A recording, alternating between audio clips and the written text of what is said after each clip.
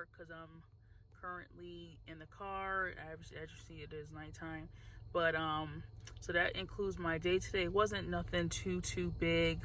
With the event industry, it goes up and down, up and down. So some days are jam-packed with events and other days is slow.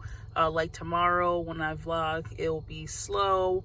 So I'm going to actually be going to work early because I'm actually the only one on my team that will be working tomorrow, while everybody else has a day off. So I'll be going over to my job to do that one event plus do some cleaning. So of course I'll be vlogging that.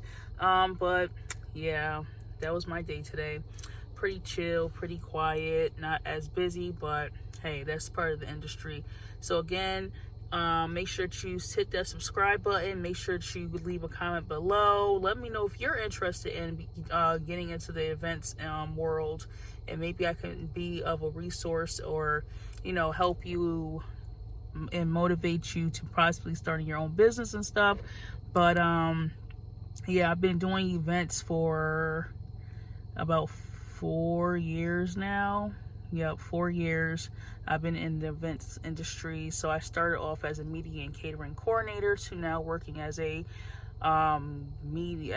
catering and event professional. So I designed the events, I set up the tables, I'll put decorations out, get the catering from the kitchen, put that out on the buffet line or however, or even sometimes I serve the food if it's a sit-down dinner. So I do a lot within the industry. So if you, again, are looking to get inside of it and you need some advice, tips, and tricks and whatever, make sure to leave your comment below and I'll be more than happy to do a video to help you, inspire you, give you some advice.